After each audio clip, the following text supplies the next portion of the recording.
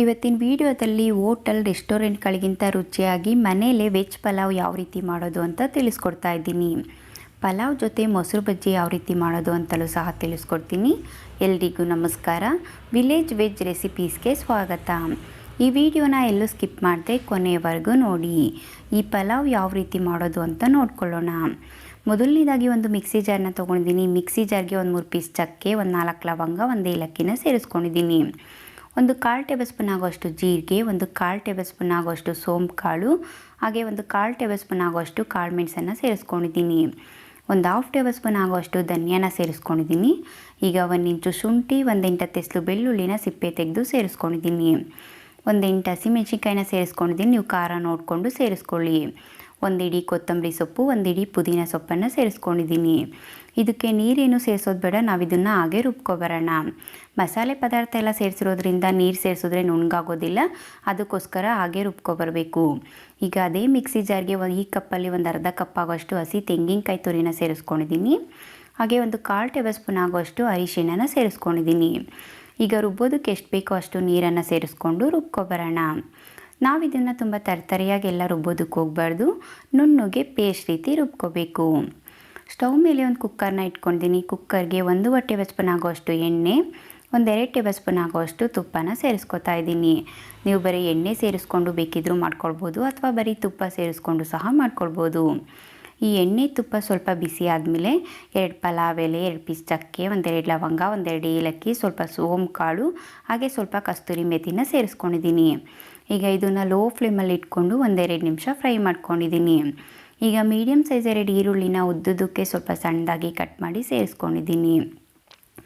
ಈರುಳ್ಳಿ ಸ್ವಲ್ಪ colour change ಆಗಬೇಕು, ಆ ರೀತಿ ಫ್ರೈ ಮಾಡ್ಕೋಬೇಕು. ನೋಡಿ, ಈಗ ಈರುಳ್ಳಿ ಸ್ವಲ್ಪ ಕಲರ್ ಚೇಂಜ್ ಆಗಿದೆ, ಇಷ್ಟು ಫ್ರೈ ಮಾಡಿಕೊಂಡೆ ಸಾಕು.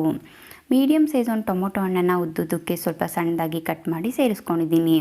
ಹಾಗೆ 1 8 ಬೀನ್ಸನ್ನು ಸ್ವಲ್ಪ ದೊಡ್ಡದಾಗಿ ಕಟ್ ಮಾಡಿ ಸೇರಿಸ್ಕೊಂಡಿದ್ದೀನಿ. ಹಾಗೆ ಮೀಡಿಯಮ್ ಸೈಜ್ ಒಂದು ಕ್ಯಾರೆಟನ್ನು ಸ್ವಲ್ಪ ದೊಡ್ಡದಾಗಿ ಕಟ್ ಮಾಡಿ ಸೇರಿಸ್ಕೊಂಡಿದ್ದೀನಿ. ಮೀಡಿಯಮ್ ಸೈಜ್ ಒಂದು ನೌಕೋಲನ್ನು ಸಹ ಸ್ವಲ್ಪ ದೊಡ್ಡದಾಗಿ ಕಟ್ ಮಾಡಿ ಸೇರಿಸ್ಕೊಂಡಿದ್ದೀನಿ. ಮೀಡಿಯಮ್ ಸೈಜ್ ಒಂದು ಆಲೂಗೆಡ್ಡೆನ ಮೇಲೆ ಸಿಪ್ಪೆ ತೆಗೆದು ದೊಡ್ಡದಾಗಿ ಕಟ್ ಮಾಡಿ ಸೇರಿಸ್ಕೊಂಡಿದ್ದೀನಿ.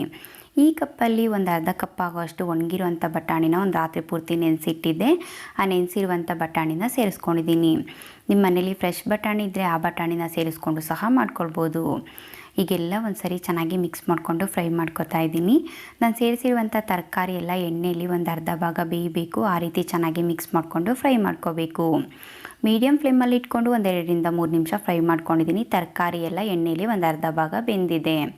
ಈಗ ನಾನು ಆವಾಗಲೇ ರುಬ್ಬಿಟ್ಕೊಂಡಿದ್ನಲ್ವ, ರುಬ್ಬಿರುವಂಥ ಮಸಾಲೆನ ಸೇರಿಸ್ಕೊಂಡಿದ್ದೀನಿ. ಈಗ ಒಂದು 3 ಟೇಬಲ್ ಸ್ಪೂನ್ ಆಗುವಷ್ಟು ಫ್ರೆಶ್ ಗಟ್ಟಿ ಮೊಸರನ್ನ ಸೇರಿಸ್ಕೊತಾ ಇದ್ದೀನಿ. ಹುಳಿ ಇರುವಂಥ ಮೊಸರನ್ನ ಸೇರಿಸ್ಕೊಳ್ಳೋದಕ್ಕೆ ಹೋಗಬೇಡಿ, ಸಾಧ್ಯವಾದಷ್ಟು ಫ್ರೆಶ್ ಗಟ್ಟಿ ಮೊಸರನ್ನ ಸೇರಿಸ್ಕೊಳ್ಳಿ. ಈಗೆಲ್ಲ ಒಂದು ಸರಿ ಚೆನ್ನಾಗಿ ಮಿಕ್ಸ್ ಮಾಡಿಕೊಂಡು ಫ್ರೈ ಮಾಡ್ಕೊತಾ ಇದ್ದೀನಿ. ನಾವು ಸೇರಿಸಿರುವಂಥ ಮಸಾಲೆ, ಮೊಸರು ಎಲ್ಲ ಇದ್ರ ಜೊತೆ ಚೆನ್ನಾಗಿ ಹೊಂದ್ಕೋಬೇಕು. ಹಾಗೆ ಹಸಿ ವಾಸನೆ ಹೋಗಬೇಕು, ಆ ರೀತಿ ಚೆನ್ನಾಗಿ ಮಿಕ್ಸ್ ಮಾಡಿಕೊಂಡು ಫ್ರೈ ಮಾಡ್ಕೋಬೇಕು. ಹೈ ಫ್ಲೇಮಲ್ಲೆಲ್ಲ ಫ್ರೈ ಮಾಡೋದಕ್ಕೆ ಹೋಗಬೇಡಿ, ತಳ ಹಿಡಿದ್ಬಿಡುತ್ತೆ. ಆದಷ್ಟು ಲೋ ಫ್ಲೇಮಲ್ಲಿ 1 2 3 ನಿಮಿಷ ಫ್ರೈ ಮಾಡಿಕೊಂಡೆ ಸಾಕು. ನೋಡಿ, ಈಗ ಮಸಾಲೆ ಎಲ್ಲ ಈ ತರಕಾರಿ ಜೊತೆ ತುಂಬ ಚೆನ್ನಾಗಿ ಹೊಂದ್ಕೊಂಡಿದೆ. ಈಗ ಮೆಜರ್ಮೆಂಟ್ ಕಪ್ಪಲ್ಲಿ 1 2 ಕಪ್ ಆಗೋಷ್ಟು ಸೋನಾ ಮಸೂರಿ ಅಕ್ಕಿನ ನೀರಲ್ಲಿ 1 2 3 ಸರಿ ಚೆನ್ನಾಗಿ ತೊಳೆದ್ಬಿಟ್ಟು ಕುಕ್ಕರ್ಗೆ ಸೇರಿಸ್ಕೊಂಡಿದ್ದೀನಿ. ಅದೇ ಮೆಜರ್ಮೆಂಟ್ ಕಪ್ಪಲ್ಲಿ ಒಂದು 4 ಕಪ್ ಆಗುವಷ್ಟು ನೀರನ್ನು ಸೇರಿಸ್ಕೊಂಡಿದ್ದೀನಿ. ಈಗೆಲ್ಲ ಒಂದು ಸರಿ ಚೆನ್ನಾಗಿ ಮಿಕ್ಸ್ ಮಾಡ್ಕೊತಾ ಇದ್ದೀನಿ. ಈ ರೀತಿ ಚೆನ್ನಾಗಿ ಮಿಕ್ಸ್ ಮಾಡಿಬಿಟ್ಟು ಮೀಡಿಯಮ್ ಫ್ಲೇಮಲ್ಲೇ ಇಟ್ಬಿಟ್ಟು ಇದು ಒಂದು ಕುದಿ ಬರಬೇಕು. ನೋಡಿ, ಈಗ ತುಂಬ ಚೆನ್ನಾಗಿ ಕುದೀತಾ ಇದೆ. ಈ ಟೈಮಲ್ಲಿ ನಾನು 1 ಟೇಬಲ್ ಸ್ಪೂನ್ ಆಗುವಷ್ಟು ನಿಂಬೆಹಣ್ಣಿನ ರಸನ ಸೇರಿಸ್ಕೊಂಡಿದ್ದೀನಿ. ಹಾಗೆ ರುಚಿಗೆ ತಕ್ಕಷ್ಟು ಉಪ್ಪನ್ನು ಸೇರಿಸ್ಕೊಂಡಿದ್ದೀನಿ. ಈಗ ಮತ್ತೆ ಒಂದು ಸರಿ ಎಲ್ಲ ಚೆನ್ನಾಗಿ ಮಿಕ್ಸ್ ಮಾಡ್ಕೊತಾ ಇದ್ದೀನಿ.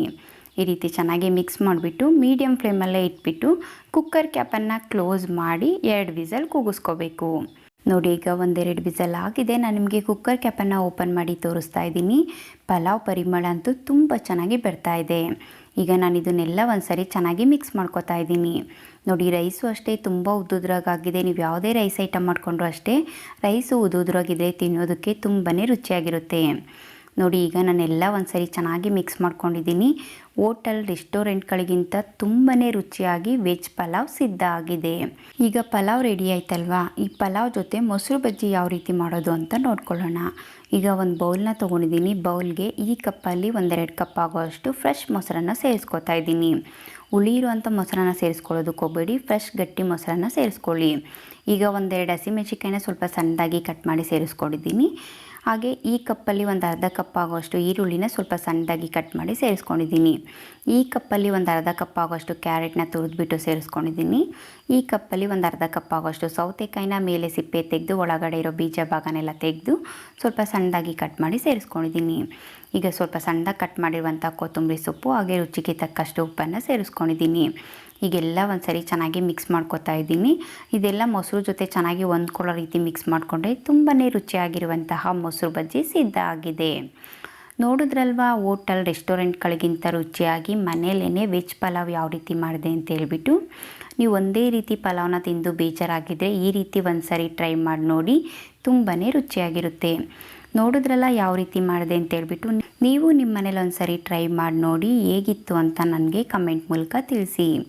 ಇನ್ನಷ್ಟು ಈಸಿ ಆ್ಯಂಡ್ ಟೇಸ್ಟಿ ರೆಸಿಪೀಸ್ಗಾಗಿ ನನ್ನ ಚಾನಲ್ನ ಸಬ್ಸ್ಕ್ರೈಬ್ ಮಾಡ್ಕೊಳ್ಳಿ. ನಾಳೆ ಮತ್ತೊಂದು ವಿಡಿಯೋದಲ್ಲಿ ಮತ್ತೆ ಸಿಗ್ತೀನಿ. Thank you.